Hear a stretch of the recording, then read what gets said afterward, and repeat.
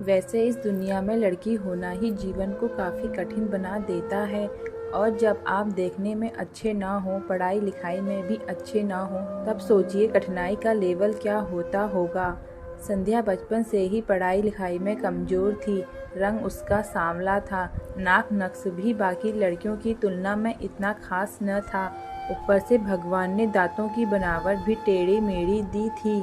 जब संध्या छोटी थी तो बचपन में स्कूल के बच्चे चिढ़ाते, बड़ी हुई तो गली मोहल्ले के लोग उसे देखकर मुंह फेर लिया करते। कोई भी उसका दोस्त बनने के लिए तैयार न था। उसके रिश्तेदार भी कुछ खास उसे भाव दिया न करते। बस एक उसकी माँ ही थी जिसे उसके खूबसूरत या लुक्स से कोई फर्क नहीं पड़ता। माँ संध्या से और संध्या माँ से बेहद प्यार करते। दुनिया भर के आलोचनाओं को सहने की शक्ति थी माँ संध्या के लिए।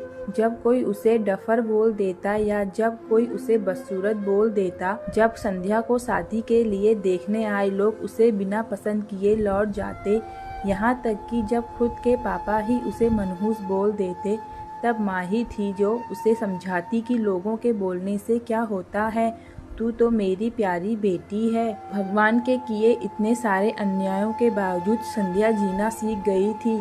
वह खुश रहना सीख गई थी। जो भी गिने चुने लोग उससे बात करते, उन्हें चुटकुले सुनाकर हंसाया करती और खुद भी ठहाके लगाकर हंसा करती। उसके अलावा एक और बहुत बड़ी खूबी थी संध्या की, उसे खाना बनाने में बहुत मजा आता था।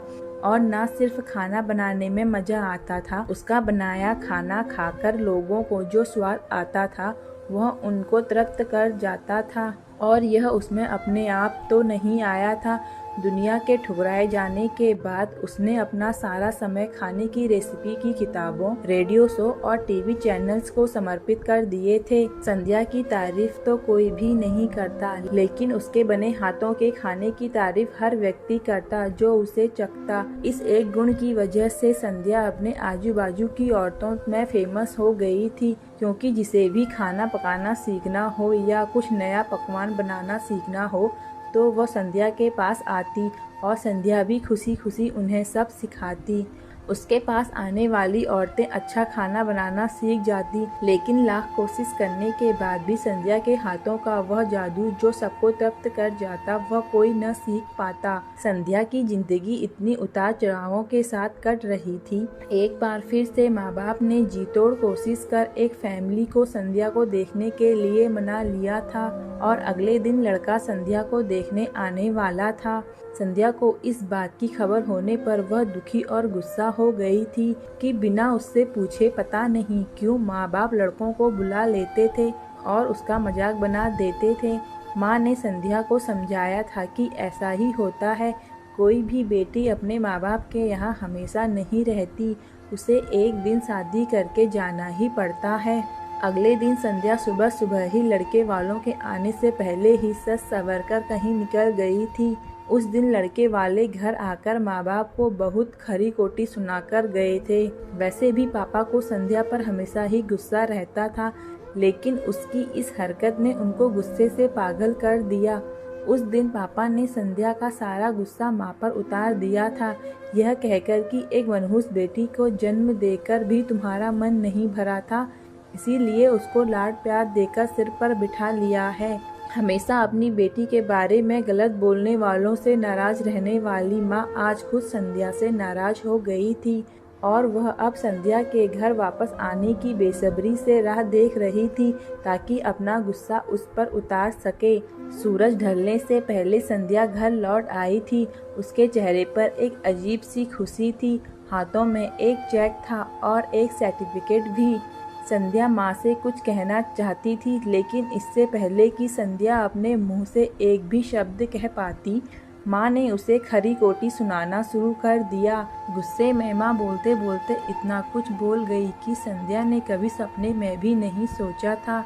माँ ने कहा, बाकी सभी लोग सही थे, तुम सच में मनहूस हो, तुम्हारी वजह से हर कोई परेशान है। अच्छा होता जो तुम पैदा होते ही मर जाती, यह दिन न देखना पड़ता हमें। गुस्से में बड़बड़ाती और सब्जियां काट रही माँ ने एक बार भी संध्या की तरफ नहीं देखा था। संध्या माँ की बातें किसी पत्थर की मूरत की तरह सुन रही थी। पत्थर की ऐसी मूरत जिसके शरीर में तो जान न हो लेकिन आंखों से आंसू की धारा बह रही हो। संध्या ने माँ से पूछा, माँ क्या सच में तुम भी चाहती हो कि मैं मर जाऊँ? क्या इतनी बुरी हूँ मैं माँ? अभी भी गुस्सा सर पर सवार होने की वजह से माँ ने कह दिया हाँ। बिना एक पल भी सोचे संध्या ने सीधा कमरे में जाकर कमरा अंदर से बंद कर लिया था। 1-2 मिनट बाद गुस्सा थोड़ा शांत होने पर माँ को अपनी गलती का एहसास हुआ तो संध्या के रूम की तरफ गई। उन्हें पता चला कि संध्या ने रूम को अंदर से बंद कर लिया है। गुस्से में कुछ कर ना ले इसीलिए माँ ने तुरंत पापा को इस बात की खबर दी। दोनों ने काफ़ी दरवाज़ा खोलने की कोशिश की लेकिन जब नाकामयाब रहे तो दरवाज़ा तोड़ दिया। अपने स्कार्फ से फांसी का फंदा तैयार कर संध्या पंखे से लटक रही थी। ज़्यादा वक्त नहीं हुआ था, वह सिर्फ बेहोश हुई थी। माँ बाप ने तुरंत उसे पंखे से अलग किया और बेड पर लेटाया। पापा ने तुरंत डॉक्टर को फ़ोन किया। तब माँ का ध्यान बेहोश पड़ी संध्या के हाथ में पड़ी एक चिट्ठी और पास में ही पड़े 5 लाख के चेक और 5 स्टार होटल में शेफ की नौकरी के लिए कन्फर्मेशन लेटर पर पड़ी जो संध्या अपने साथ लाई थी। माँ और पापा ने वह चिट्ठी खोलकर पढ़ी जो उसने अभी अभी लिखी थी। चिट्ठी इस प्रकार थी, मम्मी और पापा मैं जानती हूँ मेरे जन्म से लेकर आज के दिन तक मैंने ऐसा कुछ भी नहीं किया है जिस पर आप गर्व कर सकें, लेकिन मैं आपको बताना चाहती थी कि आज मैं खाना पकाने के नेशनल लेवल कंपटीशन को जीत चुकी हूँ और यह 5 लाख का चेक मुझे प्रथम स्थान आने के लिए मिला था। जजिस को मेरा खाना इतना पसंद आया था कि उन्होंने मुझे एक बहुत बड़े होटल में बतौर मास्टर शेफ की नौकरी के लिए कन्फर्मेशन लेटर दे दिया था। पूरी दुनिया मेरे खिलाफ है, मुझे इस बात का कभी भी फर्क पड़ा ही नहीं था और ना ही पापा की कड़वी बातें मैंने अपने दिल पर ली थी, क्योंकि मैं जानती थी बाहर से सख्त दिखते मेरे बाबूजी अंदर से तो मुझे प्यार ही करते थे। प्यार न करते होते तो बिना मांगे मुझे कपड़े, मिठाइयाँ, पटाखे ये सब न लाकर देते। माँ के प्यार को कोई क्या बयां कर सकता है। मेरी माँ मेरे लिए मेरी सारी दुनिया थी। जब माँ मेरे साथ होती थी मुझे किसी बात की परवाह न होती थी। मेरी माँ मेरी थी इसीलिए मुझे किसी और की ज़रूरत ना थी। मेरी माँ मेरे साथ नहीं है तो मेरी दुनिया मेरे साथ नहीं है, इसीलिए मैं आज दुनिया को अलविदा कहकर जा रही हूँ।